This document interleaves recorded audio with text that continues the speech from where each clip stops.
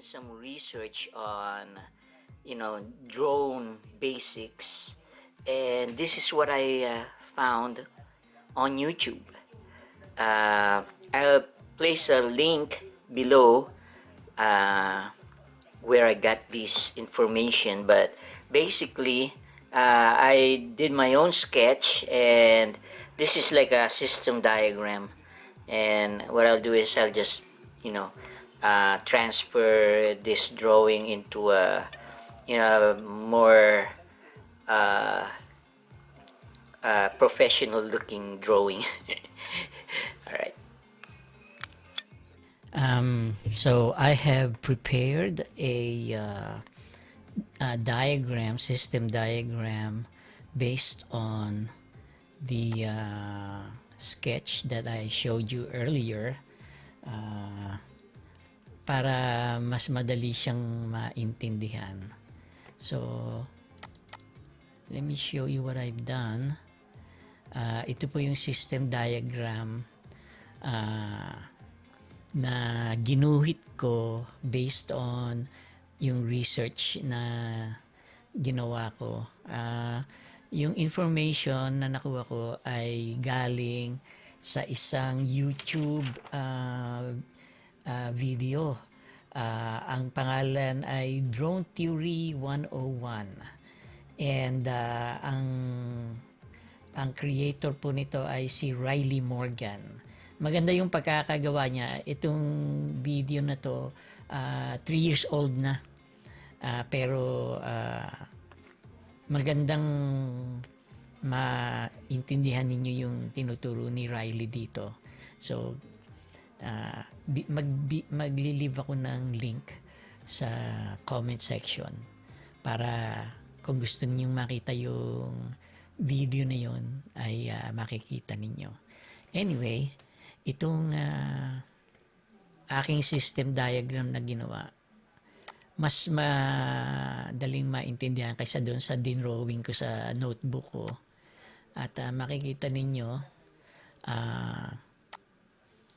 itong power distribution board na to. Ito ang pinaka heart ng clone.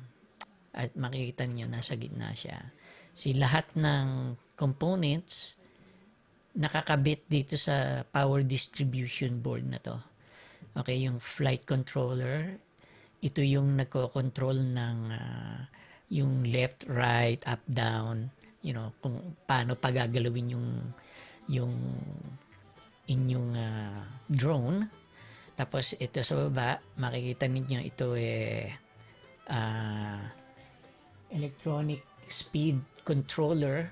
Ito naman yung para sa mga motor. Ito, saka to, yung 4 na motor para regulated yung power supply nila.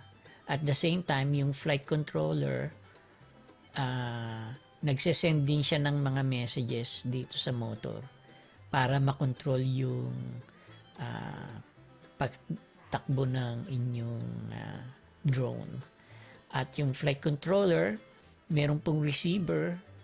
Okay, ito, receiver. Ito po yung kailangan ng drone ninyo para mag-receive ng instruction sa remote controller. Ito. See? So, let me, ito, yan. Andito tayo. Flight controller, receiver, remote control. See? Itong receiver na to, nakakabit din to sa power distribution board kung tutusin kasi yung power supply ng receiver doon din manggagaling sa power distribution board. Okay. So, ito po yung flight controller system. Okay. Tapos yung electronic speed control na nakakabit sa mga motor. And then, ito po sa taas, yung camera sa katong VTX o video transmitter na ito naman po yung nagsasend ng signal galing sa camera at tinatransmit dito sa VTX para makita ninyo yung video sa inyong remote control o kaya dun sa inyong tablet o kaya yung inyong smartphone. Yan, nakaka-connect itong video transmitter na to. Nakaka-connect siya doon sa mga ah, devices na yon at makikita ninyo yung nakikita ng camera. See? So, dito naman sa baba, nakasulat battery. Ito po yung nagsusupply ng kuryente sa buong system. See? So, ito yung battery nakakabit sa power distribution board na nagko-control at nag-susupply ng voltage sa lahat ng mga components ng drone. See? So, ito po yung flight controller, receiver, siya po yung pinaka parang utak nung drone. At ito namang power distribution board, saka itong speed controllers, siya naman po yung pinaka heart at muscle, saka yung mga motors yan. Muscle ng drone. At ito namang video transmitter at saka camera. Ito naman yung pinakamata ng drone. Next, pakita ko naman sa inyo yung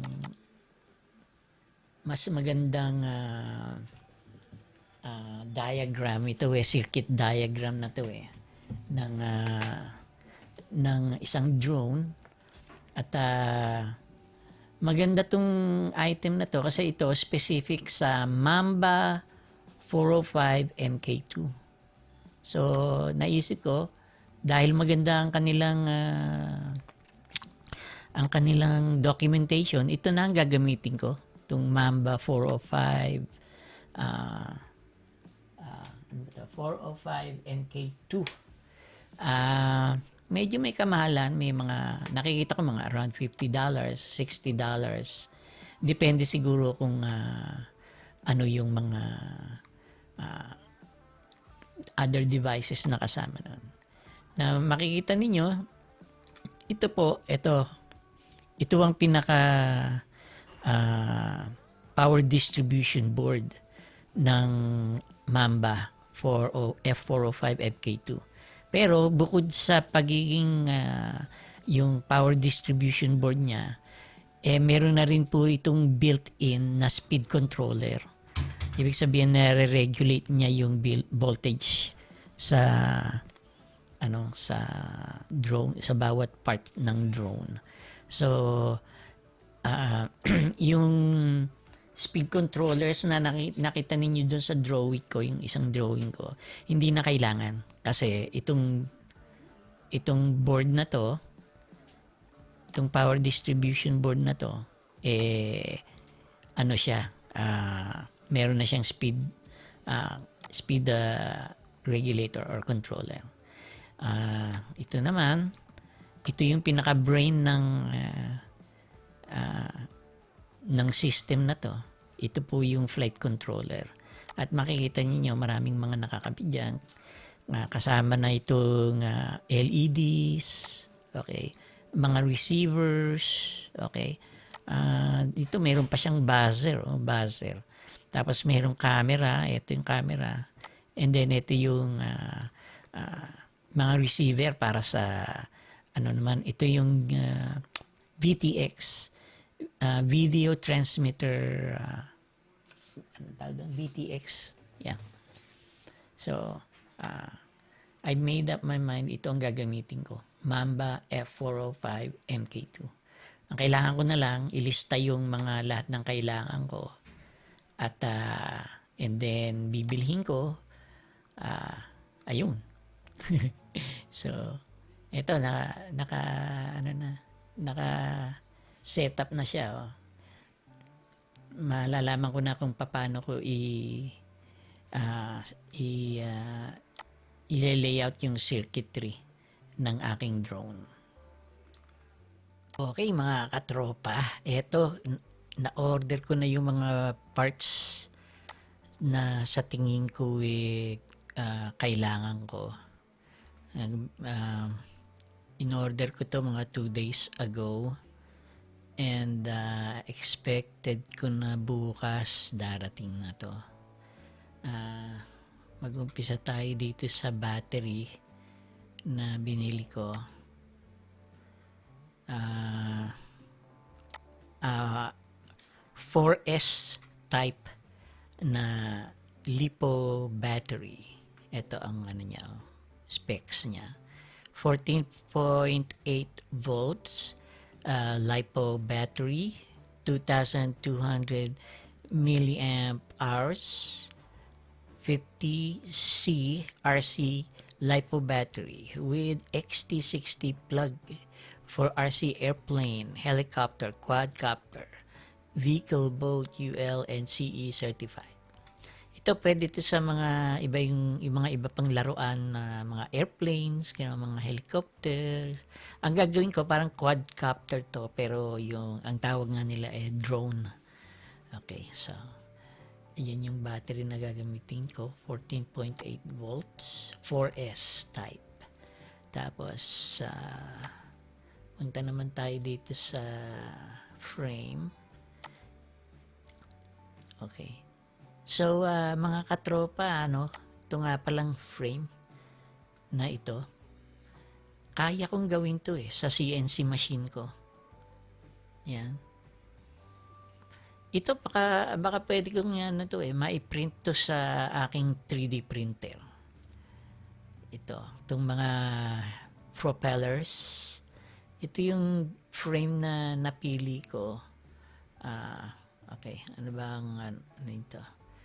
Specs. Ito ay isang Redikoski QAV-R 220mm FPV racing drone frame, 5-inch. Yun ang hinahanap ko, yung 5-inch. Ang gusto ko yun kasi medyo may kalakihan naman, hindi masyadong maliit. So ito tamang-tama to. Ano ito? Carbon fiber ang niya, ang kanyang material. Quadcopter frame kit. Yan. It's got 4mm arms with 50-30 props and LiPo battery straps. May kasamang strap. Saan ba yan? Ito siguro. Ito. Saan yung strap? Ayun, yun. Ito. Okay. So, ito ang frame. Alright. Tapos, punta naman tayo sa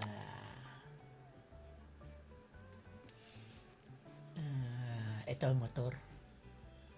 Ang motor na ginamit ko, brushless motor. Okay. 4 sila, 2 clockwise, 2 counterclockwise. Explain ko sa inyo later kung bakit mayroong counterclockwise. 4S, 3 to 4S, LiPo for FPV racing quadcopter drone. Ito ang gagamitin ko. Medyo malakas-lakas to, 3,500 kilovolts. So. 4S type na LiPo. So, tatakbo ito sa 14.8 volts. Okay. 1407. Next. Alright. Punta naman tayo dito sa ito naman. Receiver. SBUS. CPPM output support. Farsky. I don't know if that's how they say it, but sounds like Farsky. Farsky XSR 2.4 GB 16 channel ACC ST receiver. Ito po yung ikakabit natin doon sa flight controller para makaka-receive siya ng signal galing sa remote control. So, importante ito. So, again, Farsky XSR 2.4 GB 16 channel receiver. Yan. Next, tingnan naman natin. Ito naman yung Camera naman to. Okay. Simpleng camera lang. Runcam Nano 2.1 millimeter FOV, 155 degree 700 TVL camera, NTSL version. Ito lang ang medyo hindi ko masyadong alam kung pwede to. Sa tingin ko pwede to kasi ano naman to yung yung run of the mill ba yung pare-pareho sila yung mga ganitong klaseng camera. Halos pare-pareho. Pero ito, horizontal resolution 700 TVL. Hindi ko alam. So, titingnan ko na lang. Mura naman $23. Balik $24. So, Runcam, magandang brand. We'll see kung ano magiging performance nitong isang to. Alright. Next, you have ito medyo mas matagal ang dating Team Black Sheep, tingnan natin to. Ito naman ay isang video transmitter. Ito yung magsesend ng transmission ng camera para mapapanood natin. Yan, ganyan, di ba? Yung halimbawa kung meron kang smartphone, pwede mong gamitin 'yon. Okay. Maybe or maybe not, I don't know.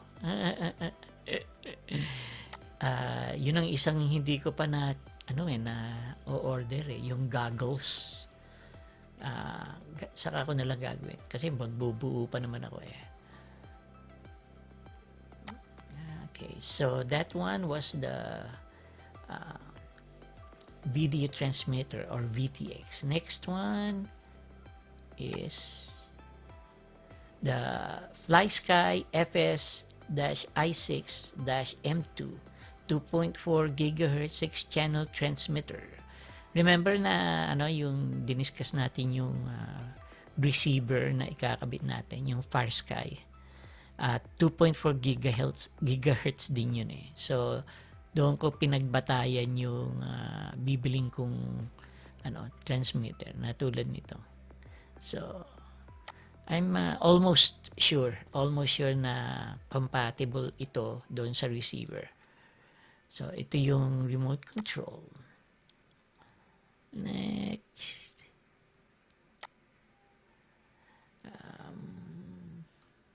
Finally, ito yung sinasabi ko, yung ating heart and mind.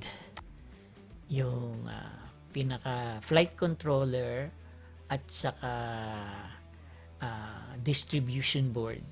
Itong Mamba F405 MK2 flight controller, OSD F5050A Belheli handlers. Ewan ko kung ano ibig sabihin yan. Anyway, ESC stack ang tawag yan. ESC stack. So, ito ay yung flight controller and power distribution board and speed controllers or speed regulator. So, ito ang magiging pinaka importanteng part ng drone. At ito pinapakita yung documentation. Okay, di ba? Magandang gamitin. Ang pagkakaalam ko very recent na very recent na model. Ika nga bagong labas. So kung iniisip niyo gumawa ng drone ngayong taon na to, ito magandang controllers to. Okay, and so that is all po. Tingnan natin kung magkano ba inabot ko dito. Mahal din Okay, so Sa calculations ko, gumastos din ako ng $281.77 para dito sa project na to. So, ah, so yun po ang ginastos ko para dito sa project. I think it's worth it kasi magiging very educational to para kay, especially para kay Ferrin kasi tutulungan niya akong gawin to eh. And sabi ni Derek, yung mas matanda kong anak, yung 21-year-old ko, gusto rin daw niyang try na na paliparin. Mahirap daw yung yung piloting. Okay, so later.